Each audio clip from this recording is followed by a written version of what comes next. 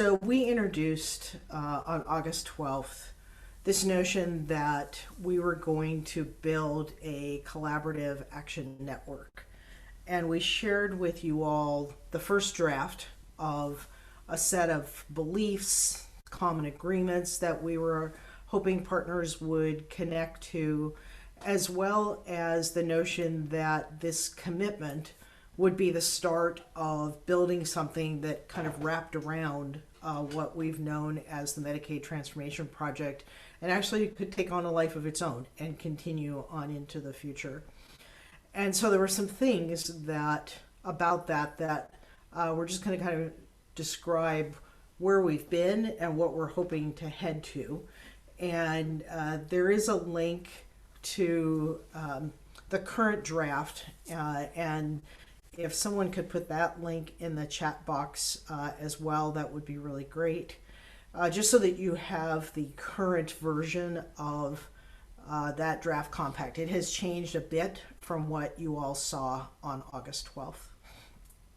And so there was in the Medicaid Transformation Project kind of this emphasis on healthcare improvement. It was focused on kind of disease evidence-based models, looking at health system metrics, and how we could actually get hospitals, public health, other clinical partners to be working to advance some system improvements, specifically around the Medicaid population. And over the last couple of years, and you've seen this evolution in our partner learning sessions, we've really been moving to having an emphasis on equitable well-being, on getting to a place where all people in all places across the region can thrive, so that we can see who's struggling and suffering and actually move very intentionally to a place where all can thrive. If you go to the next slide. And then, you also have seen that we're kind of changing how we think about partnership. And so we have been asking leaders, individuals and organizations to become engaged. That's part of the kind of exciting part of this draft compact, is that it's not just about those who traditionally have power kind of driving the work, but that individual leaders and banks and grocers and other businesses could also potentially see themselves in this space where they are working together with you all to create a space where folks can feel like they belong, and where we can actually bring our collective assets together to help people in the region thrive. So the shift that we're making, we have this set of contracted providers who in the end of 2018 signed contracts with us, completed change plans. We have been doing contract monitoring since then.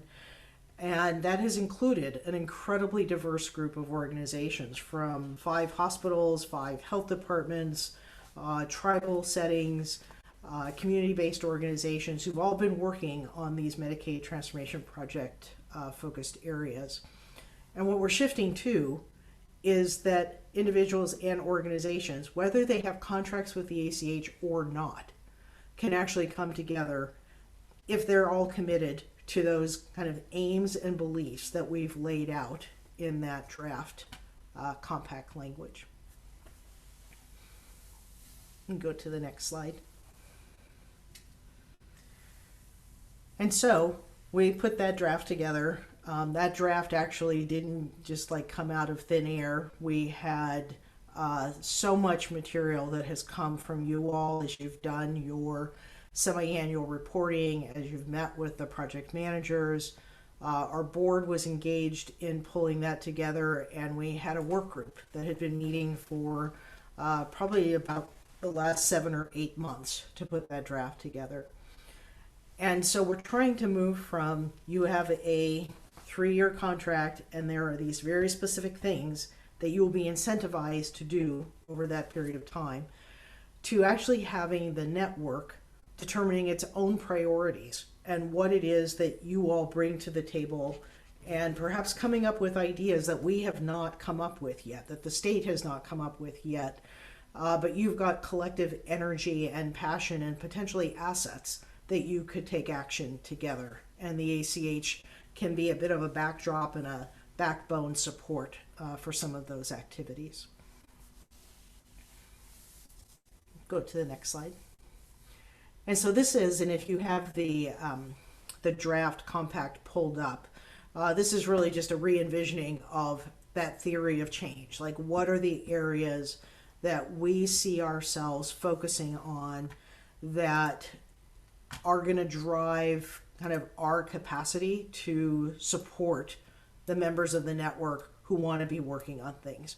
And so some of this is work that we see ourselves, the ACH, involved with, but it's also work that you all could do. So, we see ourselves, for example, having a role in convening and providing staffing support for data collection and measurement and how we might create resources that you all can use. But there's nothing that precludes you all from playing those same roles if it is about an area that you happen to have an expertise in, or you've got just so much more knowledge. Rather than us being the broker of your knowledge, you also could potentially play any of these roles. If it's something as specific as, I think of those of you that did the one key question training, and there's not a reason why there isn't somebody within that group who could step up and actually lead whatever the future work might be around reproductive health. And just trying to continue to elevate the energy and the passion and the assets that you all are bringing to the work. Sometimes we will be stepping in, and sometimes we may not need to do that because you already have the resources and the leadership to make that happen. We're going to go to the next slide, and I'm just going to apologize in advance. There's been so many variations of this that, I'm going to say probably 10 people have tried to help visualize this, and I think we're still at about a C+. But it is trying to visualize, what does it mean to become part of this network? And do you have to say yes to everything about everything? And so there's kind of two elements of this. One is that the network itself and that set of commitments, that anyone who's willing and has the same beliefs can become part of the network itself. And then in addition, we may have folks who say, so my organization actually wants to be engaged in this work. So I've done the commitment around the beliefs, and now I actually want to be doing some of the work. I want to commit my organization. And then the last piece, so these are kind of nested in a way within each other. The last piece is that your organization is actually wanting to actually lead some work. And so you can participate in work, you can actually lead the work, and each of those builds upon the prior layer. So you're still committed to what's laid out in that draft compact. Your organization might be really interested in continuing the learning and the partnership. Your organization might decide that you actually want to lead some of that work. And there would be different levels of commitment, both from how much you do, as well as you might say, I actually want to lead the work in this area, but I only want to be a participant in these other two areas. This is where I've got kind of the breadth and the depth to step further into a commitment around this work. And then underneath all of that, we have a bit of a fourth layer, which is that we are talking about bringing together partners who want to invest in this network, who have financial and potentially other resources to bear, where they can step in, they want to be engaged.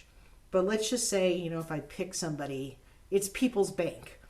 And, People's Bank doesn't do healthcare, they don't do community-based care, but they obviously support several organizations across the region who are doing this work.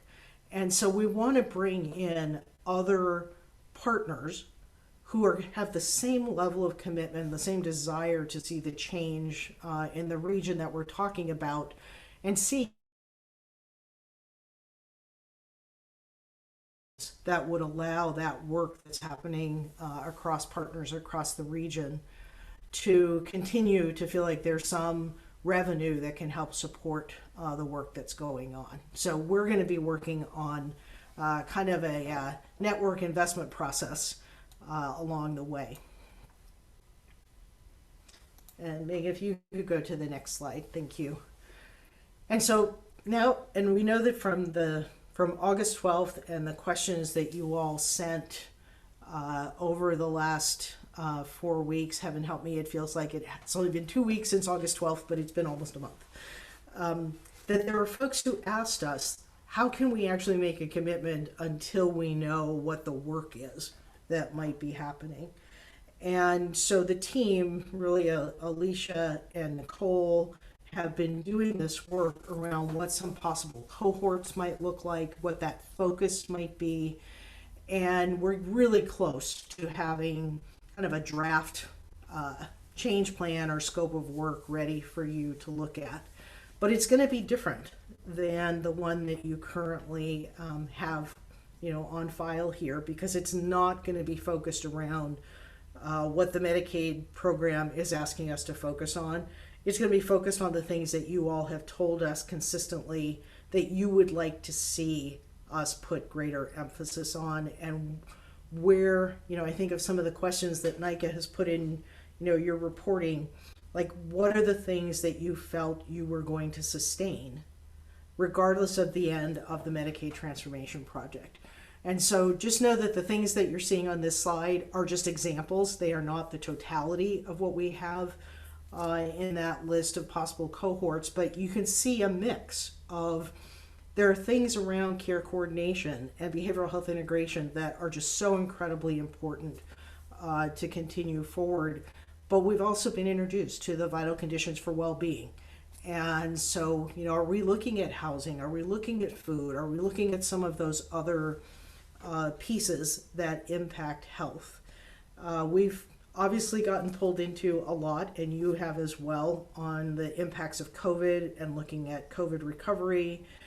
So you can see here, like, these are some of the elements that we actually see organizing partners and our work around some of those things. But I could have probably done 2 or 3 slides to highlight what those possible cohorts look like. But the cohorts are going to be driven by your interest and your commitment. So we're not trying to create a cohort and then kind of out of the work that you all have told us is really important to continue. And so you'll see that as you get the information about what the change plan elements might look like. So if you go to the next slide. And so this biggest change, which I just couldn't find a picture good enough to represent, because I tried to think about like this, the spoke and wheel, whichever direction that goes. But it's really that we want to change the relationship so that we don't end up here at the ACH, as rich as this has made our team, with 75 organizations who are in partnership and relationship with us. We actually want to take that and create a scenario where you all are in partnership and relationship with each other. We feel like that is the strength of what has occurred over the last 5 years, and that anything that we can do to help make that happen, you actually have space and support to work with each other, and that there's room for other organizations and other businesses and entities to join in this work. Then we feel like we've actually taken the step from being within the confines of the Medicaid transformation project to pulling something together that can actually carry on regardless of the Medicaid transformation project and its dollars and its direction. When we had the very first documents that we had to prepare back in 2017 asked us to state what our sustainability model was for the North Sound region. And what we ended up putting in writing was that our sustainability model was built on relationship building. That when the 5-year waiver was done, that if partners had actually entered into relationships with each other and were continuing work in year 6, that was going to be the success. That was going end, but that there would be work kind of moving forward. So we feel like the introduction of building the Collaborative Action Network is a step in that direction to help continue to foster those types of relationships. So here's where we are.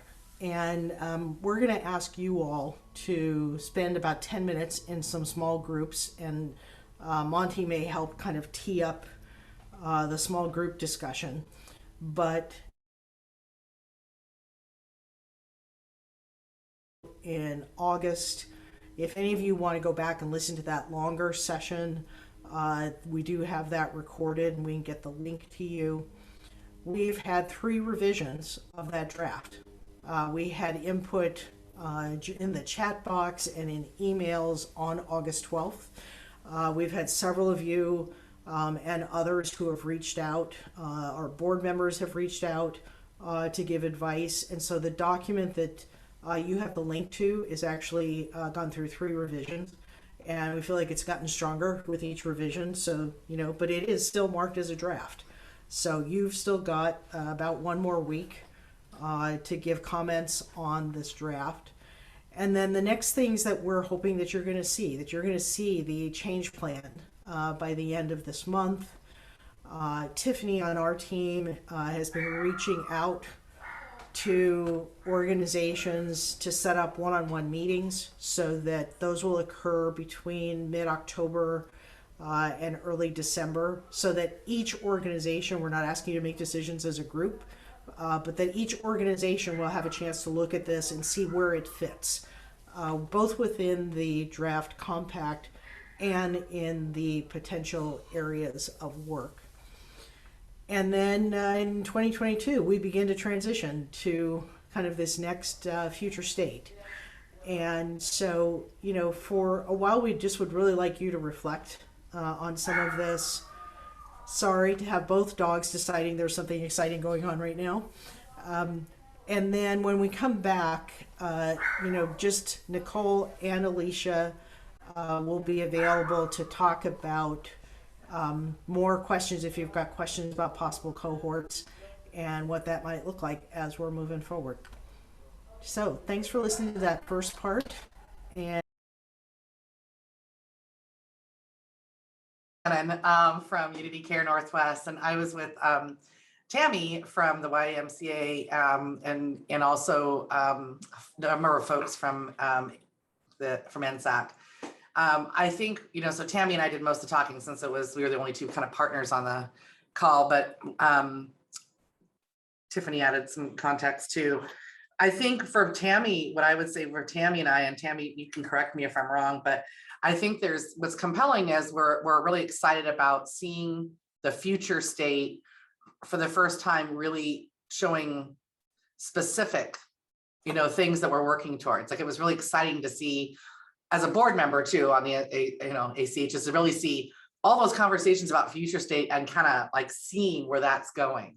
So I think that was really compelling, and we both felt was really the right directions, and we all felt like we both felt as partners that would be easy for us to get our organizations behind.